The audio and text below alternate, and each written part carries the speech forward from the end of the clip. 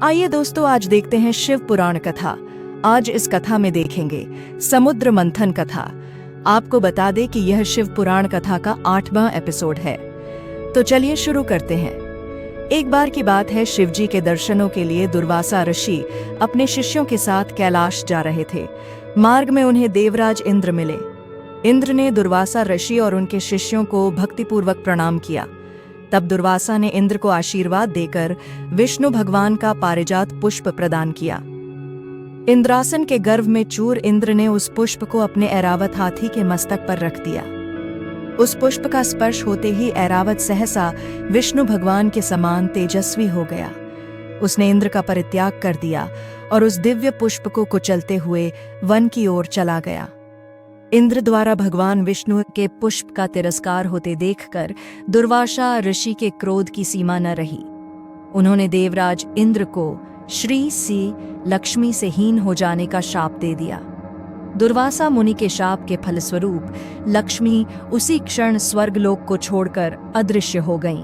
लक्ष्मी के चले जाने से इंद्र आदि देवता निर्बल और श्रीहीन हो गए।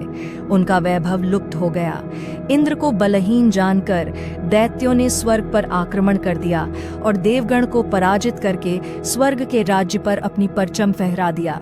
तब इंद्र देवगुरु बृहस्पति और अन्य देवताओं के साथ ब्रह्मा जी की सभा में उपस्थित हुए।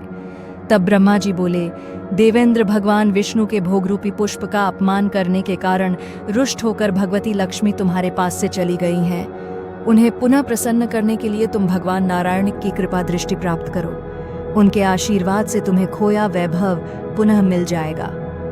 इस प्रकार ब्रह्मा जी ने इंद्र को आश्वस्त किया और उन्हें लेकर भगवान विष्णु की शरण में पहुंचे। वहां परब्रह्म भगवान विष्णु भगवती लक्ष्मी के साथ विराजमान थे। देवगण भगवान विष्णु की स्तुति करते हुए बोले, भगवान आपके श्री चरणों में हमारा बारंबार प्रणाम। भगवान, हम सब जिस उद्देश्य से आपकी शरण में आए हैं, कृपा करके आप उसे पूरा कीजिए। दुर्वासा ऋषि के शाप के कारण माता लक्ष्मी हमसे रूठ गई हैं और दैत्यों ने हमें पराजित कर स्वर्ग पर अधिकार कर लिया है। अब हम आपकी शरण में हैं, हमारी रक्षा कीजिए। भगवान विष्णु त्रिकालदर्शी हैं। वे पल भर में ही देवताओं के मन की बात जान गए। तब वे देवगण से बोले, देवगण मेरी बात ध्यानपूर्वक सुने, क्योंकि केवल यही तुम्हारे कल्याण का उपाय है। दैत्यों पर इस समय काल की विशेष कृपा है, इसलिए जब तक तुम्हारे उत्कर्ष और दैत्यों के पतन का समय नहीं आता, तब तक तुम उनसे संधि कर लो।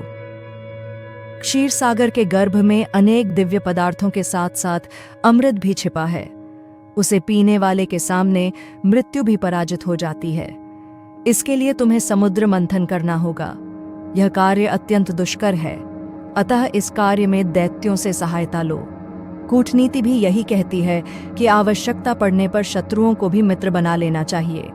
तत्पश्चात अमृत पीकर अमर हो जाओ, तब दुष्ट दैत्य भी तुम्हारा अहित नहीं कर सकेंगे। देवगण वे जो शर्त रखें उसे स्वाकीर कर लें। यह बात याद रखें कि शांति से सभी कार्य बन जाते हैं, क्रोध करने से कुछ नहीं होता। भगवान विष्णु के परामर्श के अनुसार इंद्रादि देवगण दैत्यराज बलि के पास संधि का प्रस्ताव लेकर गए और उन्हें अमृत के बारे में बताकर समुद्र मंथन के लिए तैयार कर लिया। समुद्र मंथन के लिए समुद्र में मंदराचल को स्थापित कर वासुकी नाग को रस्सी बनाया गया। तत्पश्चात दोनों पक्ष अमृत प्राप्ति के लिए समुद्र मंथन करने लगे। अमृत पाने की इच्छा से सभी बड़े जोश और वेग से मंथन कर रहे थे। सहसा तभी समुद्र में से कालकूट नामक भयंकर विष निकला। उस विष की अग्नि से 10 दिशाएं जलने लगीं। समस्त प्राणियों में हाहाकार मच गया। उस विष की ज्वाला से सभी देवता तथा दैत्य जलने लगे और उनकी कांति फीकी पोड़ी डिडहने लगी। इस पर सभी ने मिलकर भगवान शंकर की प्रार्थना की। उनकी प्रार्थना पर महादेव जी उस विष को हथेली पर रख कर उसे पी गए, किंतु उसे कंठ से नीचे नहीं उतरने दिया। उस कालकूट विष के प्रभाव से शिवजी का कंठ नीला पीड़, इसीलिए महादेव जी को नीलकंठ कहते हैं। उनकी हथेली से थोड़ा सा विष पृथ्वी पर टपक गया था, जिसे सांप, बिच्छू आदि विषैले जंतुओं ने ग्रहण कर लिया। विष को शंकर भगवान के द्वारा पान कर लेने के पश्चात फिर से समुद्र मंथन प्रारंभ हुआ। दूसरा रत्न कामधेनु गाय निकली, जिसे ऋषियों ने रख लिया। फिर उच्च श्रवा घोद्दा निकला, जिसे दैत्यराज बलि ने रख लिया। उसके बाद ऐरावत हाथी निकला जिसे देवराज इंद्र ने ग्रहण किया। ऐरावत के पश्चात कौस्तुभमणि समुद्र से निकली, उसे विष्णु भगवान ने रख लिया। फिर कल्पद्रुम निकला और रंभा नामक अप्सरा निकली। इन दोनों को देवलोक में रख लिया गया। आगे फिर समुद्र को मथने से लक्ष्मी जी निकलीं। लक्ष्मी जी ने स्वयं ही भगवान विष्णु को वर लिया। उसके बाद कन्या के रूप में वारुणी प्रकट हुई जिसे दैत्यों ने ग्रहण किया। फिर एक के पश्चात एक चंद्रमा, पारिजात वृक्ष तथा शंख निकले और अंत में धन्वंतरी वैद्य अमृत का घट लेकर प्रकट हुए। रघुवंश में भगवान राम के पूर्वज भागीरथ एक प्रतापी राजा थे। उन्होंने अपने पूर्वजों को जीवन मरण के दोष से मुक्त करने के लिए गंगा को पृथ्वी पर लाने की ठानी। उन्होंने कठोर तपस्या आरंभ की। गंगा उनकी तपस्या से प्रसन्न हुई तथा स्वर्ग से पृथ्वी पर आने के लिए तैयार हो गईं। पर उन्होंने भागीरथ से कहा कि यदि वे सीधे स्वर्ग से पृथ्वी पर गिरेंगी तो पृथ्वी उनका वेग सहन नहीं कर पाएगी और रसातल में चली जाएगी। यह सुनकर भागीरथ सोच में पड़ गए। गंगा को यह अभिमान था कि कोई उसका वेग सहन नहीं कर सकता। तब उन्होंने भगवान भोलेनाथ की उपासना शुरू कर दी। शिव ने गंगा का गर्व दूर करने के लिए संसार के दुखों को हरने वाले शिव शंभु प्रसन्न हुए और भागीरथ से वर मांगने को कहा। भागीरथ ने अपना सब मनोरथ उनसे कह दिया। गंगा जैसे ही स्वर्ग से पृथ्वी पर उतरने लगी, शिव ने उन्हें जटाओं में कैद कर लिया। वह छटपटाने लगी और शिव से माफी मांगी। तब शिव ने उसे जटा से एक छोटे से पोखर में छोड़ दिया, जहां से गंगा 7 धाराओं में प्रवाहित हुई। गंगा को भगवान शिव की जटाओं में बांधने की कथा पुराणों में विस्तार से वर्णित है। यह कथा विशेष रूप से रामायण, महाभारत और शिव पुराण में मिलती है। कथा का प्रारंभ राजा सगर अयोध्या के प्रतापी राजा थे।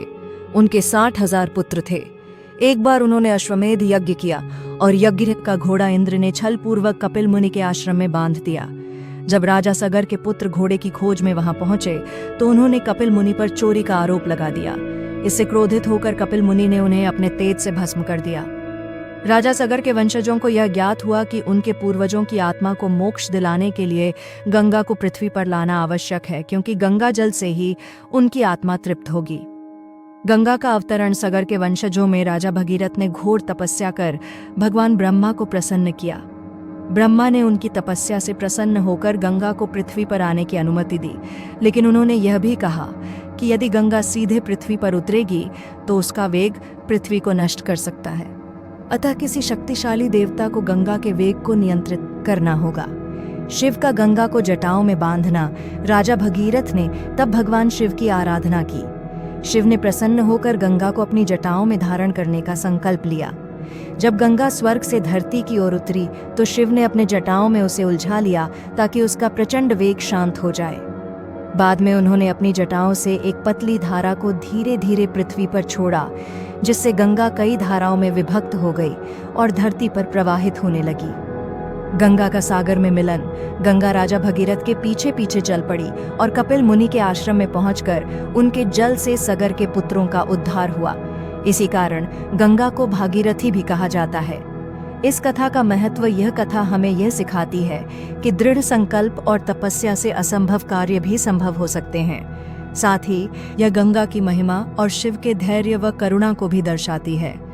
वीडियो अच्छा लगा हो तो हमारे चैनल को लाइक और सब्सक्राइब जरूर करें। धन्यवाद।